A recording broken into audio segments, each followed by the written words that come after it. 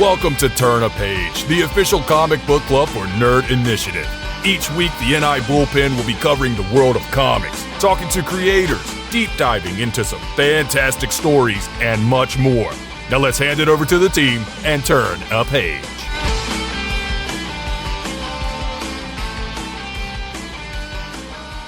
Welcome to a very special edition of Turn a Page, the official comic book club for Nerd Initiative. My name is Ken M. You know me as the host of the ODPH podcast. I'm also Nerd Initiative editor-in-chief. To my left, you know him as the head of NI Wrestling, but he is also one of our featured editors at Nerd Initiative Comics. Please give a warm welcome to the one and only Rich. I am super excited to be here. Obviously, I become the Turn a Page regular. Obviously, I should say now that I'm actually co-host on the show. But today, this is one of my favorite books. These are some of my favorite people. Cannot wait to talk. This is going to be super fun. If you are not familiar with the book we are discussing, by the time you're done with this episode, whether it's in video form or podcast form, you're going to be running to the comic shops. You're going to be running online to go check this out because this book has completely...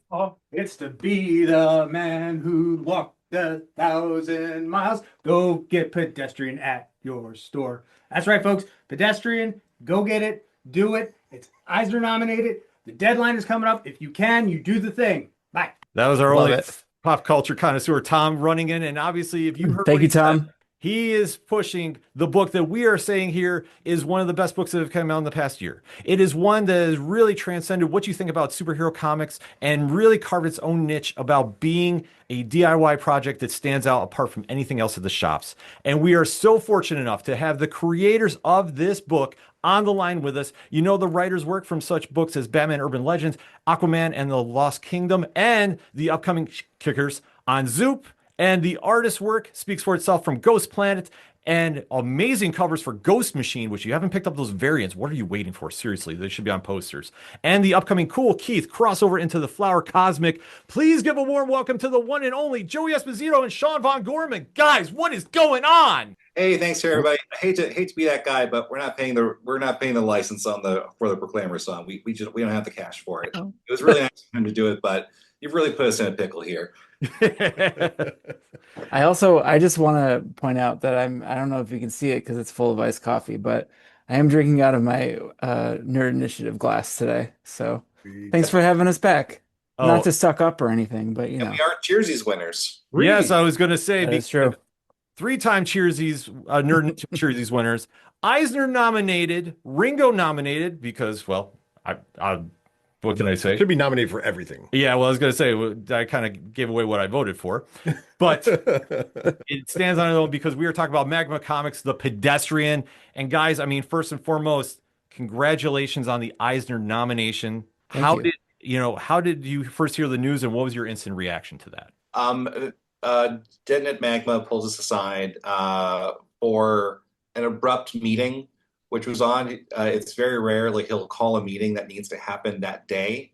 But he called it. He kind of started with a bunch of like innocuous half things that were just like kind of just like facts. It wasn't like anything actionable, and then ended it with, "Oh, by the way, you guys are nominated for an Eisner."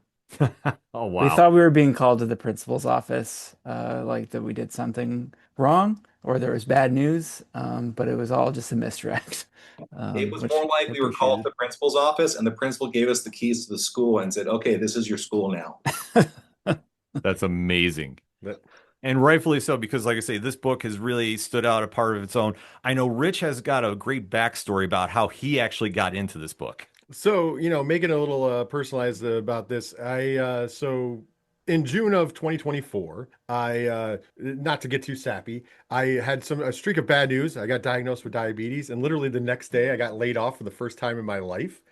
So like it's got a kind of a weird situation, but out of that, I had talked for a while because I've done a lot of content for Nerd Initiative. I mostly do the wrestling content, of course, but I have filled in and did production stuff for comics. I had talked to Ken for a long time about doing different, getting into writing and doing reviews. So he's like, well, no time like the present since you have all this extra time on your hands. It was kind of his way of cheering me up. And so we started going through, and literally about a month after I started writing, I get a message from Ken, and he's like, hey, there's this really quirky, weird book that I think you will love, and I want you to review it. And he sends me The Pedestrian, issue 1. And I'm like, and I read it and instantly fell in love with the book. So kind of like the journey now of me writing reviews for a whole year. I think if I didn't find the Pedestrian at the time, who knows if I would have continued to write reviews, because even going back to work and everything else. But on top of that, so the book kind of really means a lot to me. I covered every issue. I got to meet you gentlemen at New York Comic Con. Yep. I brought a nice variant cover that I bought at Midtown Comics to have you both sign. So that will be on display when I eventually am in my own studio and not just out here in the ODPH studio. But I just wanted to say this book was awesome. I had the personal story with it, and I feel like the connection to those stories is what's important, especially for indie comics. And that's why, I do most of the indie comics when I'm reviewing them. And I think that that's what I think people should get to know is the indie comics. I'm not saying that the big two or like the stories that have been around for 100 years aren't great. It's just that there's something that is like so personal for different reasons about indie comics. So I want to thank you, both of you, obviously, for making the comic, but also on top of that, encourage others to jump in the comments, throw in the chat, and tell personal stories, whether it be about the Pedestrian or what book really drove you to go to the stores and kind of inspired you in a way. So thank you, John. Thanks a lot, man. That is awesome to hear and means a lot to us for sure. Thank you for sharing and picking it up, and I'm just over the moon to hear that kind of response. So thank you. It's really great. It's really great to hear that level of support and that level of connection to this thing we've been grinding on for probably close to 6 years now, of something that we thought was cool, that we were like, okay, this thing should exist. And, making sacrifices from our lives and our pockets and our time away from our family and loved ones while we sit in the dark and put this together. And yeah, it's always great to have someone go on in length about how much they enjoyed it. I was in C2E2 a couple weeks ago, and a fella said, I came all the way from Canada because I heard you were going to be here today, and then just spoke to me for like 20 minutes about how much he loved the book, and then apologized for speaking for so long. And I was like, buddy, you braved the border in this time in America just to talk to me about Pedestrian. Like, this is kind of why I leave the house these days, of like, please continue, don't stop, get it out of your system, please. I will happily help you shoulder this burden.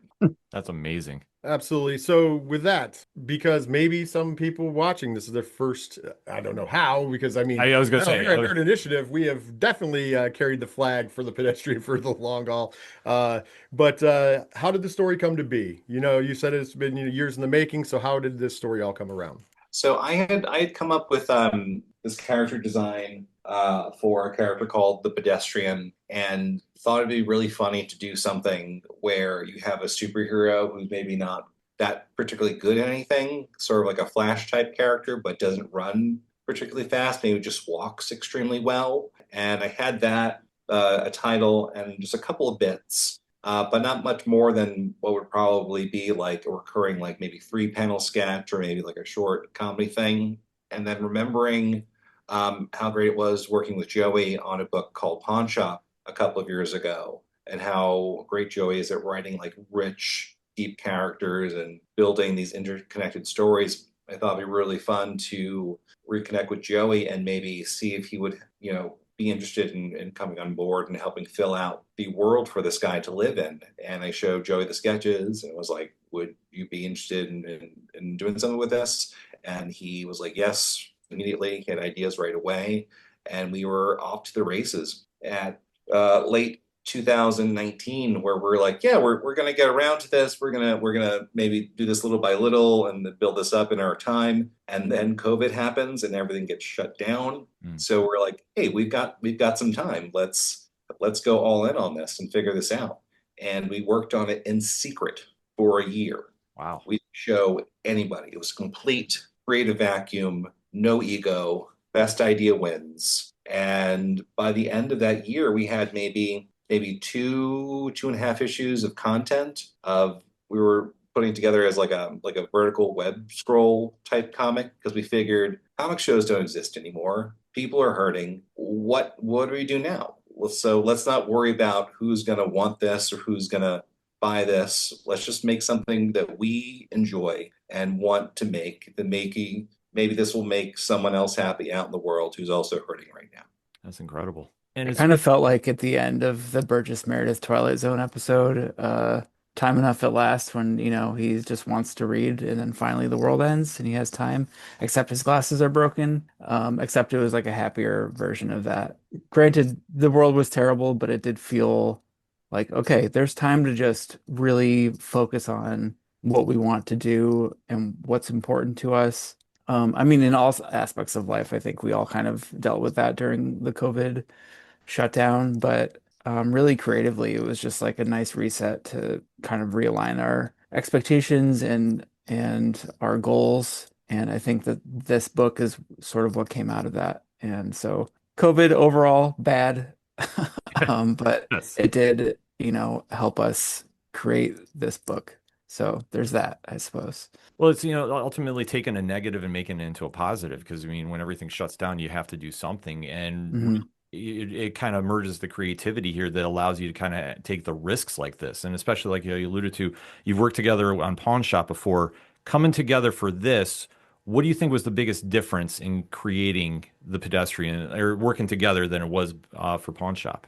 So for We Pawn Shop, oh, sorry, Sean. Sorry, we did not care about the rules and the expectations. This was a big kind of FU to the industry of comics. Of we're not for those of you who either know or don't know, a lot of times in comics you put together as much of a comic as you can in like a small morsel of it and set up the whole project and then shop it around and wait for a green light or permission to continue. And that's kind of held us back for a long time. And we're like, F everybody. We're making this. I don't know how this is gonna work.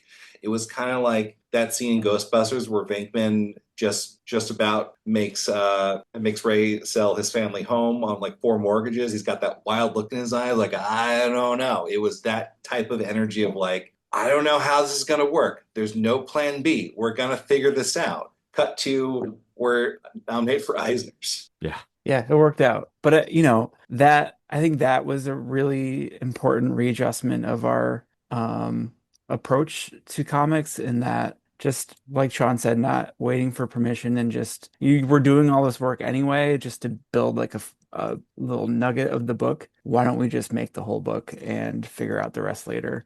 But also sort of more in the weeds collaboratively. Pawn Shop was something that I was working on before Sean and I had met. So it was very like I was looking for a collaborator on that project, and that's how Sean and I connected. And it, became something that we were both proud of.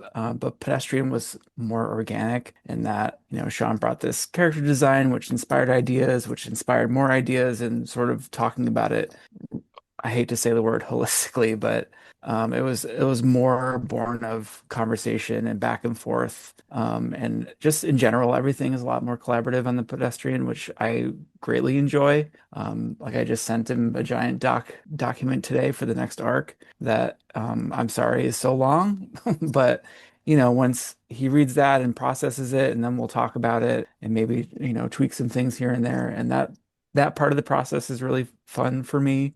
So that's like the major difference, I would say, sort of on a more practical level between Pawn Shop and the Pedestrian for sure. Right on. So we've mentioned it a couple times. Obviously, Eisner nominated. For most people watching the show, I would assume, or listening to the show on podcast form, I assume know what the Eisners are, but let's pretend some don't because maybe some don't. What are the Eisners, and how do you go about getting nominated / winning an Eisner? So the Eisners are essentially the Oscars of comics. It's one of the highest honors you can receive in comics. It's something that was, we saw the time to apply had opened up. We had nudged MAGMA to put in an application for us, and lo and behold, we were selected to. The Pedestrians selected as a nominee for Best New Series, which 2024 was such a stacked year of new books, books taking chances, especially with like DC and the Absolute Initiative and the All In Initiative, to have the Pedestrian along those books of like with a Jeff Lemire book and Absolute Batman, Absolute Wonder Woman.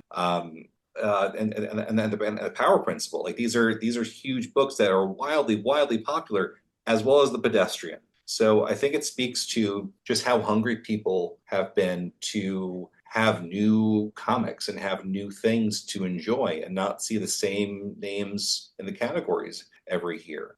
So we're very excited to just being nominated is a huge accomplishment. It's something that will live on with the project forever. Now, with that said, how do we win an Eisner? I have no idea. We're we have Hoping for the best. we do have a lot of friends in the industry. We've bothered every one of our friends in the industry with either an email or a DM at this point. We're so sorry, guys, if you're seeing this. But No, don't be. No. the thing that we're finding is comics is in such disarray right now. A lot of retailers are scrambling to figure out how to even get books. There's a lot going on. The world right now, we think there's probably not that many people paying attention to the voting window right now. And a lot of the people we're talking to who are fellow comic creators are not registered, or there's a whole wave of new creators with the rise of things like global comics and webtoons who are actually making comics and are not even aware that they may qualify. So if the Pedestrian is something that you enjoyed and want to see more of, and you make comics or work in anything comic adjacent, podcasters like yourselves could be classified as comic historians. Teachers who have comics or graphic novels in their school libraries or use it in their lesson plans, librarians, there's a whole wave of people that may qualify and not realize it, where you can just apply on a Google Sheet. We'll throw the link down for you guys, either on the screen or below right here, where you have until May 28th to apply, and you might get an Eisner ballot where you can have a voice as to who is picked in this year. Well, that's awesome. It can't be understated. And there will definitely be the link, probably a QR code on the screen. Look for one of just look at the label, click it. It's going to be on the screen the whole time. But I mean, you can't underestimate the fact of just being nominated with who you're nominated around. Those are some heavy hitters. Oh yeah, well, I think that just kind of goes into what you're saying about apologize for it. It's like, no, you shouldn't be. Like, this book truly stands there with anything else on the shelf, and it stands out for being so uniquely different that when you read it, like, it's so layered in many themes going on that, like, it's deceptive in its nature, but it's that damn good that when you get to the end of the story, you're like, you instantly want more. But as a reader, to get something different like that in your hands, more people need to know about it. And especially being an indie book, more people need that word of mouth. And I think the Pedestrian in the past year, I think, has been leading that charge because of the word of mouth. When we talk to fellow creators, when we talk to fellow fans, the more people are hearing about it, the more they're falling in love with this book. Absolutely. And we're always surprised to see how well our campaigns have been doing. A lot of times you think you're throwing stuff into the ether, into the vacuum of space. And then sometimes the void answers back to say, "That was pretty good. Can we have some more?" And I was talking to Jeff Lemire at New York Comic Con last year, and we've been friendly on Twitter for a long time. I'd done a number of fan pieces way back of Matt Kint, Jeff Lemire, Super Friends mashups. Okay. On sketch covers, and he didn't remember any of those because I'm really sorry, I don't remember any of that. And then I go, oh, well, I do this new book called The Pedestrian. He goes, oh, really? That's you? Do you have copies? And it's like, whoa, you've heard of this. That's amazing. So we had our buddy, Mr. Tony Nacho, was brave enough to be the first official Pedestrian cosplayer that same day. So he was hanging out at the booth in Pedestrian wear where I go, okay, Jeff, I'll be right back. So I run back to the booth and I go, hey, Tony, I need a favor. I need you to bring this book over to Jeff Lemire. It's cool. He knows it's coming. I just need you to walk over, hand him this book, dressed as a Pedestrian, and just kind of stand there for a second and then just walk away and not say anything. Then you just kind of see that happen point for point, where you see Jeff kind of look up confused and hands the book, and you see him say something. He doesn't say anything, just walks off. And then I swoop in how was that? That's amazing. Absolutely. I mean, like I said, this is one of those books right away. that is different, and that's what drew me to it. Like instantly, like you're watching the first few pages, and you have this chase going down, and then the hero just stops because the light turns red. Yeah, I've been doing a lot of I've been doing like readings, so live readings in like a PowerPoint presentation of the first chapter, and I did it for 4 elementary school classes for my at my wife's school about 2 months ago. Wow. And that moment is such a universal moment of like 4 different like grades, like all were like invested in like the superhero aspect of it. Like, yeah, yeah, yeah, yeah. And then that moment drops, and then everyone's just like, what is this? This is something different. And I think part of like our grind has been we've been at shows with ash cans of just those 6 pages of that moment of this is what this book is. This is why this is different. And we sold maybe like either sold or gave to shops and pros 300 to 400 copies of that over the course of like 4 or 5 years post COVID. So the awareness of this book and seeing it pop up, there's the whole life that I don't think we really have a firm connection to the full fan base of this book, because people are always coming out of the woodwork like, oh my God, we love you guys. We're being recognized at shows. Joey and I were at Baltimore last year holding like one of the pedestrian standees, and then like a kid was like, oh hey, the pedestrian, love that guy. And we're like, what? You know about this? Like, oh yeah, yeah, I've got every issue. And we're like, where are those guys? And he's like, what? Like, who else would we be? Who else would be carrying this thing around? Like, we don't.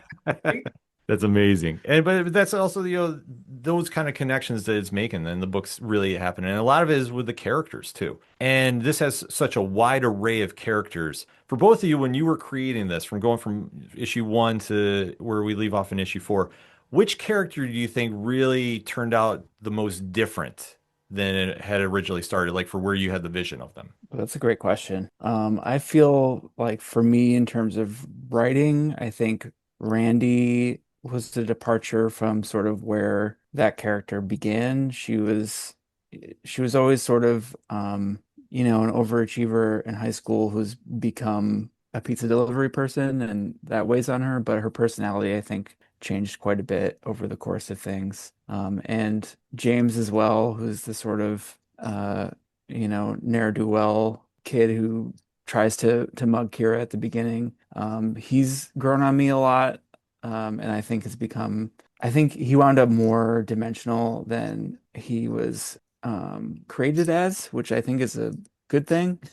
But certainly as we work on future stories, that character in particular is becoming pretty integral to sort of like a character representation of the themes that we're exploring in terms of good and evil, and the choices that we make, and how that how it's not always just black and white.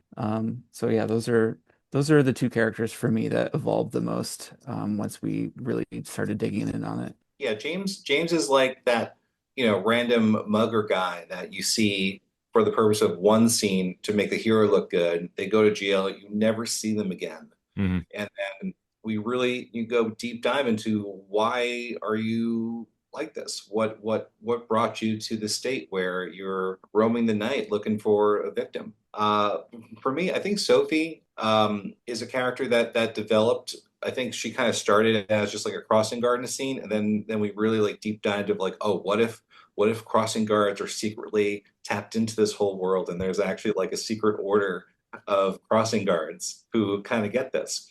Because you need something, because if someone is always following the rules, he's gonna need someone to like nudge him along. Like if you're like stuck in traffic and there's like a traffic cop out there, you can run that red light if a traffic cop is waving you on. That's legal. So we needed some mechanism in the world that would like help him navigate, basic problems. But I think my favorite characters are by far the twins. They're the emotional battery and energy that drives the story, where you've got some kids that are just at the right level where they can kind of pick up on what's going on and go, okay, these are the rules. Yeah, this is a thing. Okay, let's do this. Right on. So, with that being said, was there any ideas or themes that you both wanted to fit into the first run that didn't quite make the cut? And there a possibility that that might be extended upon in the next arc, if you will? Most definitely. Joey, as Joey mentioned, he sent me a very dense Bible, where we've lots of wild ideas. We know roughly how it's going to end. This is basically just the first volume is really just the beginning of the story. We are going to continue. We haven't gotten the official green light, but we're slowly putting together things where we're starting to pull in covers and start working on, because when the green light comes, we figure we're going to have to start hurrying really quick, which is also a reality of comics of like, wait 6 months, like, okay, we need it now. Yeah. We're just kind of trying to be ahead of the game, but very, very weird places. We're only scratching on the surface of how weird this world is and how messed up this world already was. And we're going to go into some strange places. At the same time, we're also, putting together a media pitch. So we're also expanding sort of like the thought process of these stories and trying to translate it into a way where hundreds of other people can come in and put their spin on different levels of the project and have it still retain the basics of what this is and how to do what we did in this book, but in like a more visual audio metaphysical medium as television, movies, that type of thing. So we've been doing a lot of work quietly behind the scenes, but we've got a lot coming for you guys. Awesome. Yeah, no, I mean, we're all excited about that too. And especially with how you've been marketing the book too. Like when we had those infomercials going on, they've been absolutely brilliant. And I know you have the new threadless store that you're rocking those very, very cool jackets on. When you're going into the process about promoting this, like what has been your favorite piece that you've done thus far? Or is there something like dream list like you want to do for promotion for this? It's really just a matter of money, but I definitely want to expand on a lot of these ideas. A lot of the things that we've been doing is we have some time for a little bit of money and something that would capture the feelings that we have about it. I would love to do more animation. I would love to put together more toys. If we had some more time, I wanted to do another toy commercial where during the pandemic, I got into like 1/6 scale figures, and that's where this guy came from. And we made a toy commercial with these guys. And then I got into like 1/12 scale things, like the Mezco 1 things. I just got it's here somewhere. I just got the Junkyard Joe Ghost Machine figure. So that's a whole different scale, which is even harder to do. So I thought it'd be really funny to, like when you have toy commercials, you have like these ancillary things of like not anything to do with it. And that's where that second toy commercial of the Power Rangers space shooter came into play. And we thought it'd be really funny to do another one where he has like, now here's his car passing through the wall, the pedestrian mobile, vroom, vroom, and it has missiles, and it's like that. And it's probably going to be like that one car that I think came out for, if I'm not mistaken, James Bond Jr., that particular car, and then it got repackaged over and over again for different properties. I think it was the Mask Mobile, and then you see it pop up again for like I think Double Dragon had that same car as well, where it was a great design that they just slapped different stickers on and made it different things. Where it had like these missiles and like these things that popped out of the wheels. Yeah.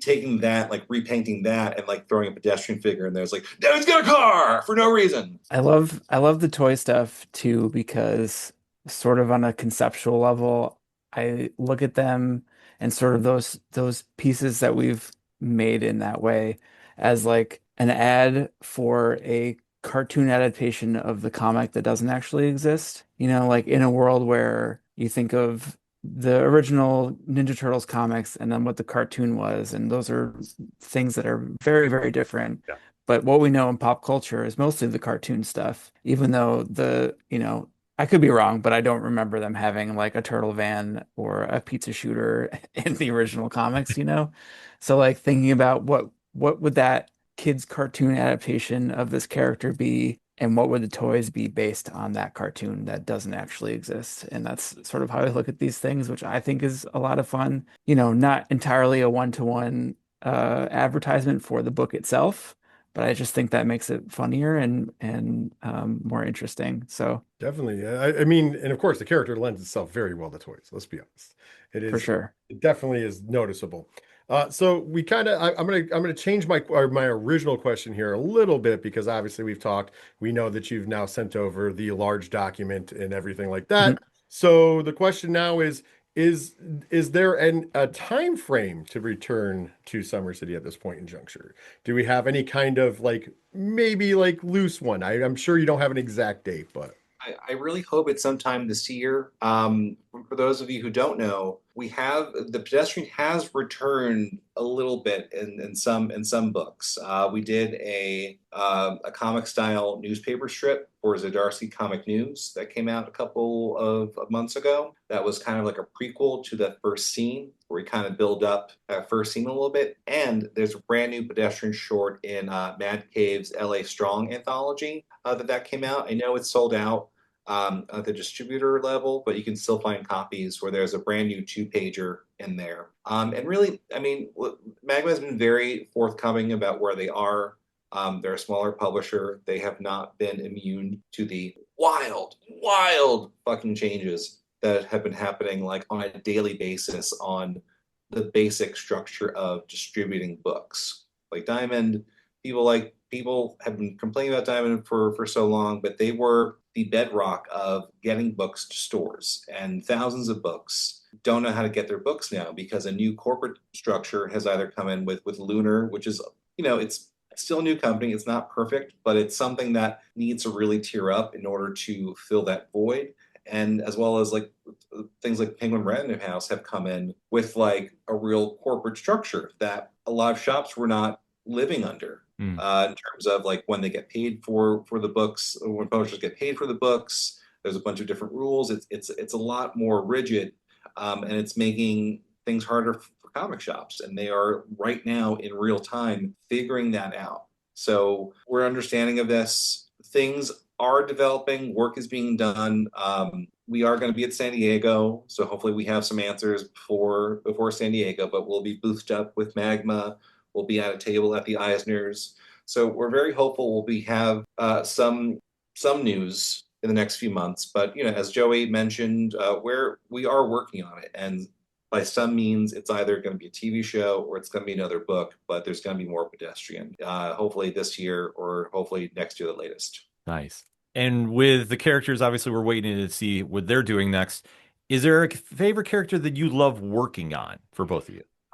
Yeah, I mean, it's a lot of the pedestrian has been let's just do whatever we want, and a big part of that was throwing in an abandoned pitch called Laser Titans, where we wanted to do everything we love about Power Rangers because we figured no one would ever let us do Power Ranger stuff. So we were like, let's do what we want to do in Power Rangers and just get that out there some way. But then we got held up by waiting for permission to do more. So we did 6 pages 10 years ago. Then we're like, fuck it, let's just throw Laser Titans in the pedestrian, whatever. So that's been a lot of fun to get that out of my system. And just even on the pedestrian, lots of new opportunities have come up for me and Joey.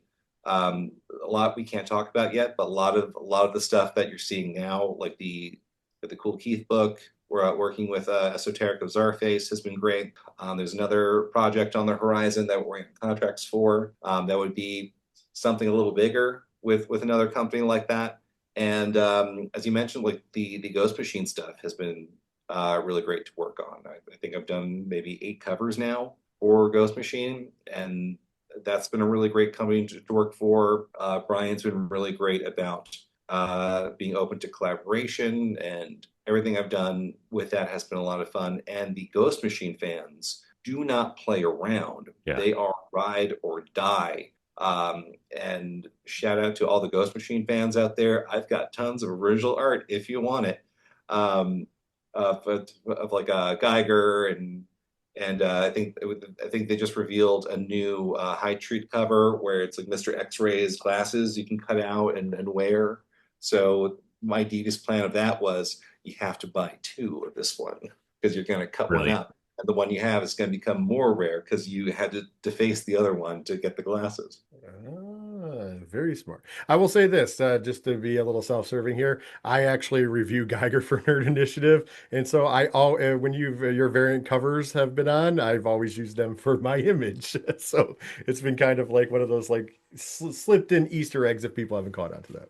Yeah, that was my first one. And whenever I come into a new company or a new license, I always try to do something like really, really distinct and timeless. And that was a really fun one. And that was, I think, one of the best covers I've done in my career. And then now Jeff Johns knows I exist, and he's a fan of the Pedestrian, and he's been very supportive as just a general comment about, working with Ghost Machine. A lot of times when it's like a new publisher or like a smaller publisher, like an imprint, there's a big mob mentality. Like I think there's a correlation between the comics boom of the 90s and the film Goodfellas being popular around the same time. But I think all comics has like a mob mentality of like how we handle things, of like, we got the books, we're making money hand over fist. If you betray us, you don't get the books anymore. I think that's kind of like lingered in comics for a long time. That's starting, like only now starting to phase out a little bit. Like Diamond was very like Italian mafioso in terms of the Giuseppe family running Baltimore. But Ghost Machine has been a very like fun, challenging, of course, because you're doing work for your heroes and people who are at the height of their powers, making a new imprint. So it's like when you're coming at these guys, like there's no arguing when they disagree. Like I sent in a sketch for a book Brian Hitch is working on, and he sent me like a layout sketch that is like way tighter and better than any of my tiniest pencils, of like, oh, you should do it more like this. So it's like, oh my God, I have to take this challenge. It's like, this would make a great Brian Hitch sketch. I don't know if this would make a great Sean Gorman cover, but I'm sure going to try, Mr. Hitch.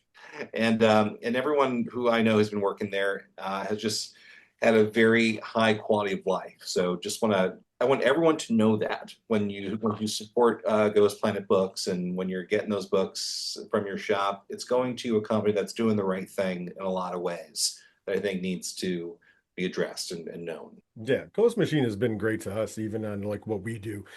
We got to, meet up with them a few different times, interview a few different times. They've always been very gracious, coming in, very willing to give. It's been very good. They're awesome. I agree that they're a great company and that definitely should be supported by everybody. Yeah.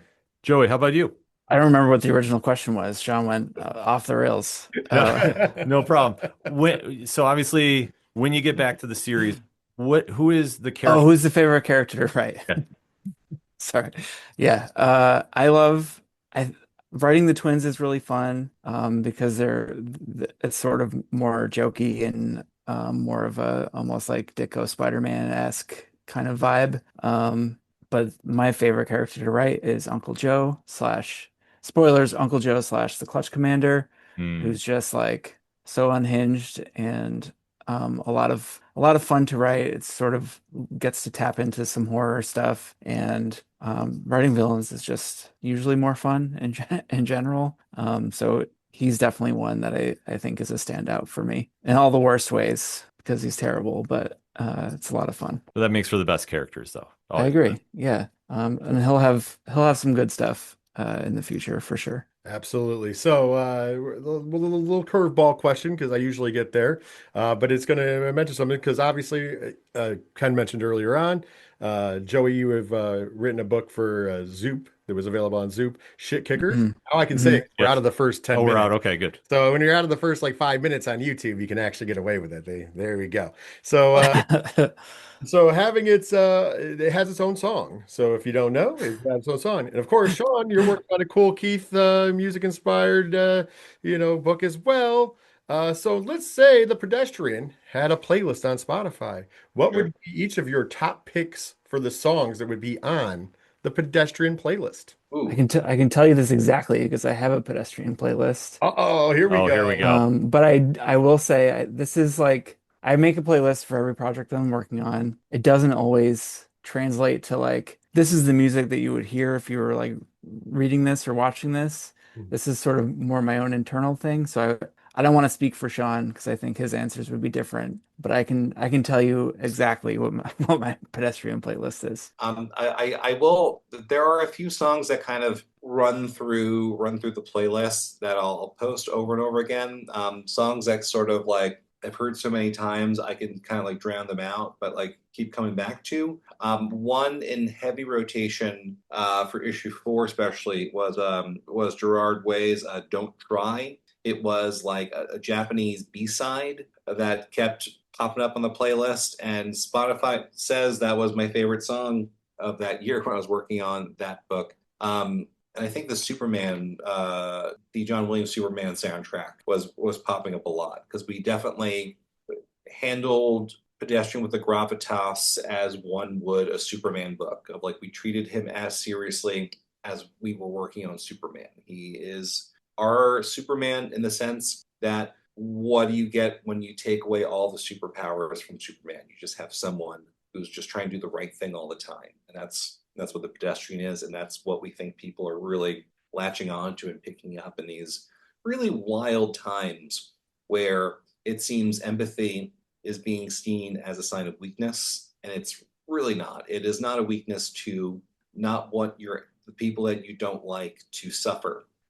It's not weakness to just want everyone to have the opportunity to lead a good life and to be happy. It doesn't really affect your life if other people you don't like are being happy. You don't have to go to their party.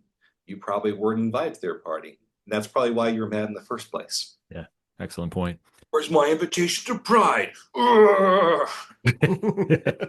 So, sorry, Joe. Go. Sorry, I'm because I'm very excited about this question because I tried to post like some playlist stuff when the books were coming out. No one really seemed to give a shit, which is fine. But I personally, this is like music is a huge part of the way that I work. And for Pedestrian in particular, the band Wipers was a huge influence here. A lot of especially their early records are very, I don't know, just capture that sense of like being stuck somewhere and just like trying to work your way out of your hometown and like that sort of vibe, which is very much front and center in volume 1. So their music was a big influence. So they appear multiple times on my playlist, particularly the song Doomtown.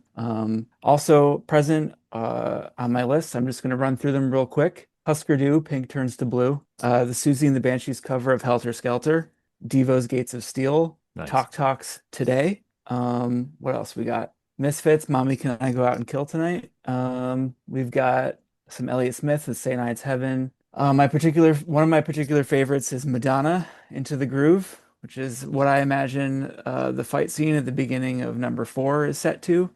That's perfect. And we also got some Local H, some Psychedelic Furs. It's a pretty eclectic playlist, but in my mind, it really works to give sort of a sonic representation to the themes that we're doing in the book. So I can share this list with you if you're interested. Oh yeah. I'm definitely interested. Yeah, I didn't see it the first time, but I'm definitely interested in that. I didn't go with like for example, I would walk the Proclaimers song. Like I sort of turned away from doing songs about walking or whatever. Because So it's too on the nose. it's on the nose, but also works well in marketing. And then this is for like my own internal emotional spectrum of the characters in the book. Which sounds very pretentious as I'm saying it out loud, but I hope you take my meaning. It's in the trailer for the movie, but doesn't actually appear in the movie. There you go. Yeah. Unforgiven didn't appear in The Crow, but it was in all the trailers. There you go. Right. Exactly. Great point. But with that being said, though, it doesn't sound that way because like you're using your playlist you're using for the creating portion of it.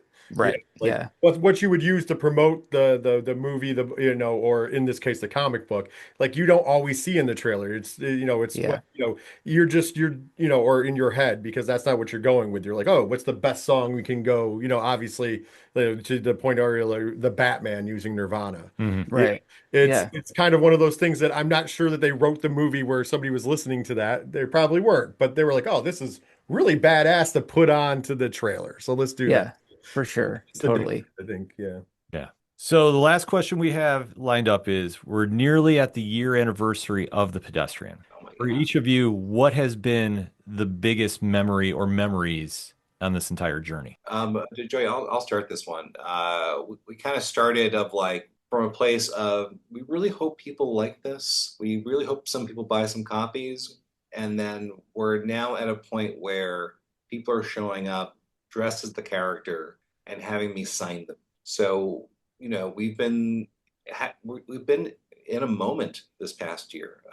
Since the first issue came out, we've leveled up a few notches in terms of where we are in terms of being recognized as artists and the work that we're putting out and the type of work that we're getting, and we're very appreciative, and we're really trying to just savor this moment because we can feel in real time the change that's happening around us, where we've always presented ourselves as rock stars. We've always embraced the world as rock stars. Whereas, what does that mean? It's like being like Jesus. It's humble yet divine. It's like, oh, thank you so much, but I'm just gonna excuse me while I just walk on water. Pardon me a moment. And now it's like, oh, you guys are rock stars now. It's like, hold on, wait a second. We've always been rock stars. You're just catching up. That's your problem. Well said. That's perfect. Joey? Yes to what Sean said. But it really is just feeling there's like this like things like you said earlier about what the book means to you are very impactful for me personally, just at a level of like we have been working at this for a long time as many people do. A lot of the work that is done is sort of like underneath the ocean, and you just kind of the end result is the tip of the iceberg, and then everything underneath is like all of the manuscripts and scripts and pitches that went nowhere, and just, like emails and pitches that you went for jobs you didn't get, and all that kind of stuff is beneath the surface that most people don't see. And so to have this book come out and be well received is just it's validation in a lot of ways, but it's also kind of like, see, I told you I could do this. Like I tried to tell you 15 years ago. That being said, like I don't think either of us could have made this book, until we ended up doing it, which is also a lesson that I've learned in this past year is like learning to appreciate how far I've come in both, skill and ability, but just but even in my own being in my own skin as a person, I feel like this book and this experience has helped me a lot in that regard and sort of understanding my value as a person, but more so as, a creator and what I have to offer. So it's just been really validating, I guess, is my long-winded response. But yeah, so it's hard to pick a particular moment. It's sort of cumulatively, this feels like a very specific moment this last year that we've been working towards for a long time, and it finally feels like, okay, I was right to commit my life to this, and let's see where we can go from here. Yeah. This type of notoriety and attention would have been debilitating back in 2013. For sure. Yeah. That's just awesome. And like I said, you guys have done such awesome work, and it's great that, it's being recognized, which is really great. Of course, we didn't even recognize the fact that Sean has probably the greatest acceptance speech in the history of the Cheersies. Yes. Let's be honest. It's not even close. I don't know what somebody else is going to have to do to top it at this point in juncture. But Thank you. I deserve this. yes, yeah. So hopefully next year we'll get another one. So that way, maybe we'll just let you, even if you don't win, we'll just let him win something, just because, like we can just have you didn't vote for me, so now I'm taking back all this Just stuff. make the Sean Von Gorman of Comics Award. Yes, And it there just it goes is. to Sean Von Gorman every year. Every year. It's a great legacy award. We've had a lot of fun with this Sean Von Gorman character that I've cultivated for the past couple of years, but now I'm getting to the point where I'm kind of fantasizing about the end of Hedwig and the Angry Inch, where he takes off the wig, puts on someone else, and just kind of walks off in his underwear. And just starts I see that as being my future. I love it. But before you go, I want to say we are like a little over 24 hours away from the end of the voting for the Eisners. Let's get one final push in there to the people who might not know that they can register and vote. Give the push. Why is the pedestrian? Well, I can tell you why the pedestrian should win, but why do you? This is your book. The pedestrian is, with respect to everyone else running in the category, there are major publishers putting their backs behind established talent. We are by far the underdogs of this race. If you're looking for the underdog, woof woof, you found him. That's us right here. We're scrappy, we're hungry, we're looking to shake things up in a big way and disrupt, kind of the norms that comics has fallen into. We're seeing other companies kind of scratching on the surface of that with Absolute Batman, Absolute Wonder Woman, fantastic books that are reimaginings of something that has been around for 80 years. If you want the next new American comic character, that's by far the pedestrian. There's never been anything like it or even close to it since the late 80s, early 90s. If you love the feeling of something new that you can latch onto, that is yours, the pedestrian is a character who, he's nonverbal. There have been people who are starting to pick up on the autism coding there. And there's something different about this guy. He doesn't speak. He can only be judged by his actions. And he's kind of a blank slate that you can pin your hopes and dreams onto. And we think with your help, and the help of anyone eligible to vote who signs up today or early tomorrow and can really push this, we can really plant a flag of like showing the world that the world is not only ready for this character, but really needs more stuff like this. And a win for a book like this would really open the doors for a lot of other creators who are listening right now who would like an easier avenue into mainstream comics of like, again, we've been crawling and grinding for 6 years so that others can fly. Well said. I would echo what Sean said, and also just in terms of, we're really passionate about creator-owned comics, and we see all the time how longtime iconic comic creators are funding their medical care on GoFundMe and things like that. And I think the start of changing that is by supporting the original work of these creators that they have ownership stakes in, and that's not like, I love the corporate characters. I enjoy working on them, but at the end of the day, it's not something that I own or will really contribute to my long-term health and care. And only creator-owned work is something that can support that sort of, future insurance, so to speak, in this world. So I think supporting creator-owned comic creators and their creator-owned works in any capacity, but especially, voting for us in this huge award ceremony is a huge step forward in general. I hope, and maybe that's self-important, but I feel strongly about it. And this seems like an opportunity to let the rest of the industry also underscore the importance of that notion, No, absolutely. I think the one thing that really stands out about you being on the ballot is right now there is so much creativity in the comic realm and like what we think of when we say superheroes. And what you've done with Pedestrian has really been, for lack of a better term, game changing, because there's so many elements involved. And this is why this book has really taken off amongst the fans. It's the word of mouth, and it's really spread to where it's up there and it deserves to be in that echelon when you start talking about the Batmans and the Supermans and the Spider-Mans and et cetera. It really stands out, but it's also based on the passion that you can sense in the pages. That there's so much DIY. We want to do this. We want to prove that heroes like this matter. And heroes like this deserve to have a spotlight shown on them. And voting for them in the Eisners is a true statement. And I think if you have the opportunity to, you should really consider it. And if you're not familiar with this book, I can't stress enough, go check it out. It's your comic shops. Go check it out online, wherever you can find it. We have links throughout this episode. If you're not sure where to go, DM us. we will point you in that right direction because we need more Pedestrian on the shelves and in the future. We need to make this as big as possible because it's that damn good. I mean, Thank you so much. I can't stress the fact that, I mean, obviously we have two different copies here. It's not the same copy, which is kind of interesting.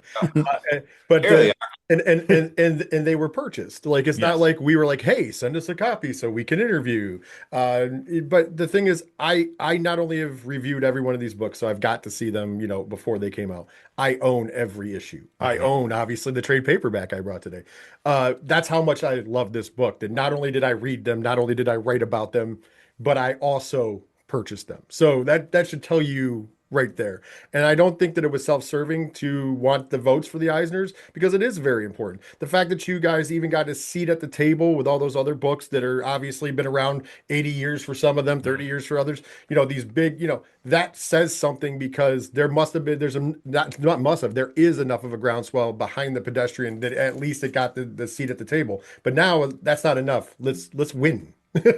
Like that's important. And speaking of the other books, we all love Tom King. We know everything Tom King touches turns to gold. He was kind enough to do a Pedestrian sketch for us at Baltimore Comic Con last year that we included in the trade paperback. And we didn't tell him about it, and he found out about it at Chicago last year. Someone came up to his booth to have him sign it. He goes, "What are you talking about?" He goes, "Yeah, you did this right." He goes, "Son of a bitch." So, if we're on a path for Tom King having 4 Eisners possibly, why not make it 5 and vote for the Pedestrian as well? Technically he's there, so that's true. I was going to say technically there, but we want to make sure you guys get your first, and hopefully many, many, many more to come. Guys, we can't say thank you enough for coming on the show. You're always welcome back anytime we can talk some shop here with you. Thanks for having us. We really appreciate all the kind words, and my head is ballooned appropriately. So thank you. I can go for another hour if you have time. Well, definitely we'll keep it in mind for next time, because obviously we can talk Pedestrian all day, but we can't stress enough, wherever you're watching this, wherever you're listening from, check the liner notes, make sure if you can vote for this, get on it and make it happen. And let's really finish that story and really give the first year of the Pedestrian a true amazing birthday present. And then obviously kick off year 2 with many, many more stories to come. So that said, on behalf of Rich and myself, we'll end it like we always do on Turn a Page. When you're at the comic shops and you have a great issue in your hands, such as The Pedestrian by Magma Comics by Joey Esposito and Sean Von Goran, and you see somebody struggling to find something, hand them a copy. Tell them to turn a page. We'll see you next time. I'm out.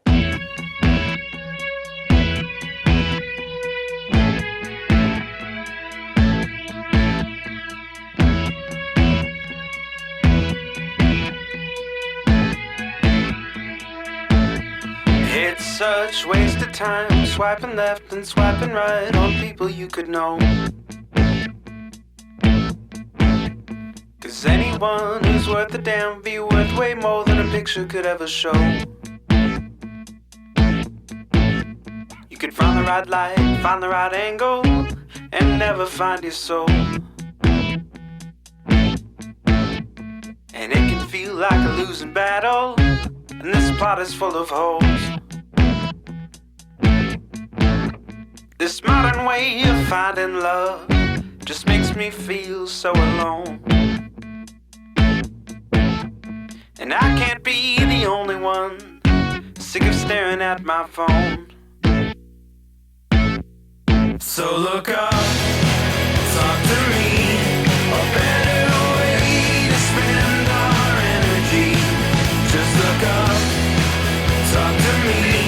We don't have to float alone on the open sea. Don't know that I believe in the old time fable. Everyone has just one true love. All I know is you're across this table, and you're all I'm thinking of. So look up, talk to me, a better way to spend our energy. Just look up, talk to me. We don't have to float alone on the open sea.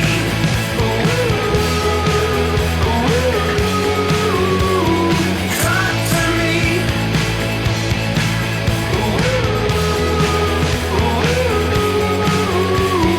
Talk to me. It's swiping left and swiping right on people you could know. Whoa, oh.